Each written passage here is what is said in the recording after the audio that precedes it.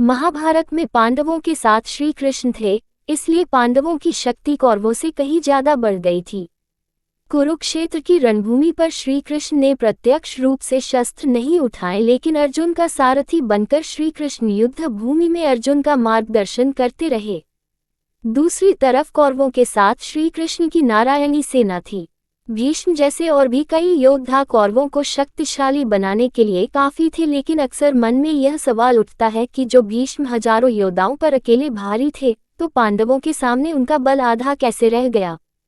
क्या भीष्म ने जानबूझकर अपनी पूरी शक्ति लगाकर पांडवों का अंत नहीं किया, या फिर कैसा कौन सा कारण था जिसकी वजह भीष्म पांडवों का वध नहीं कर सके? महाभारत में इससे जुड़ी एक कहानी मिलती है। महाभारत की इस कहानी के अनुसार दुर्योधन की एक गलती की वजह से महाभारत का पूरा खेल पलट गया था। आइए जानते हैं महाभारत की वो कहानी। कौरवों के प्रधान सेनापति भीष्म 10 दिनों तक पांडव सेना पर भारी पड़े थे। भीष्म इतने निपुण योद्धा थे कि एक ही दिन में हजारों सैनिकों को मौत के घाट उतार दिया करते थे, लेकिन दुर्योधन भीष्म पितामह से खुश नहीं था, क्योंकि कहीं न कहीं उसे ऐसा लगता था कि भीष्म जानबूझकर पांडवों का साथ देते हैं और उन्हें मारना नहीं चाहते। यही सोचकर दुर्योधन को भीष्म से सीधे बात करने का विचार आया। यही सोचकर दुर्योधन भीष्म के शिविर में पहुंचा। दुर्योधन भीष्म के पास पहुंचा तो भीष्म चिंतनशील होकर शिविर में बैठे थे। यूं आधी रात को दुर्योधन को अपने शिविर में प्रवेश करते देख भीष्म हैरान हुए। उन्होंने दुर्योधन से शिविर में आने का कारण पूछा तो दुर्योधन ने गुस्से में कहा, पितामह, आपके अन्याय के कारण मैं आधी रात को आपके शिविर में आने के लिए विवश हुआ हूँ। आप अगर पूरी कर्तव्यनिष्ठा के साथ पांडवों के साथ युद्ध करते तो शायद मुझे यहाँ नहीं आना पड़ता।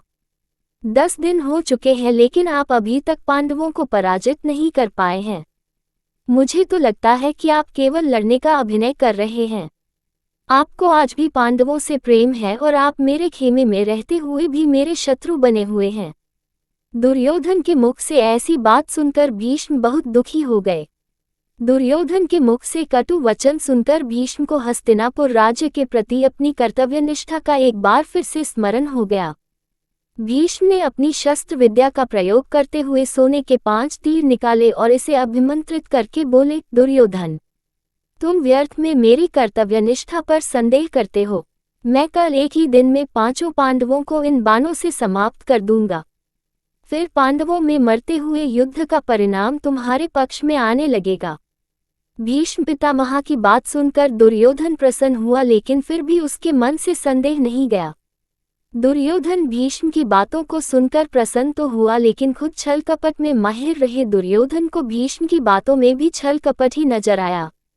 दुर्योधन ने भीष्म से कहा, पितामह, आपकी योजना बहुत अच्छी है, लेकिन मुझे फिर भी संदेह हो रहा है कि कहीं आप फिर से पांडवों के प्रति प्रेम और भावनाओं में आकर अपने कर्तव्य से विमुख न हो जाओ। मुझे संदेह है कि युद्ध के अंतिम पलों में जब आपके पास पांडवों को मारने का पूरा अवसर होगा तो आप अपने बाणों को रोक सकते हो, इसलिए मुझे ये बाण दे दो। मैं युद्ध भूमि पर आपको ये 5 बाण लौटा दूंगा, तब आप मेरे सामने पांडवों का वध कर देना। दुर्योधन की बात सुनकर भीष्म ने 5 अभिमंत्रित बाण दुर्योधन को दे दिए। दुर्योधन अपनी जीत पर बहुत खुश था, लेकिन उसे नहीं पता था कि आगे जाकर यही भूल उस पर कितनी भारी पड़ने वाली है। भगवान श्री कृष्ण भीष्म के सोने के बाण के रहस्य को जानते थे।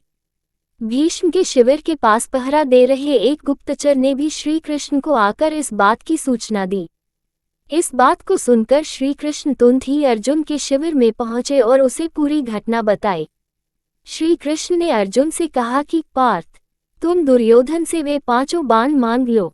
श्री कृष्ण की बात सुनकर अर्जुन ने हैरानी से कहा कि दुर्योधन भला वो तीर अर्जुन को क्यों देगा।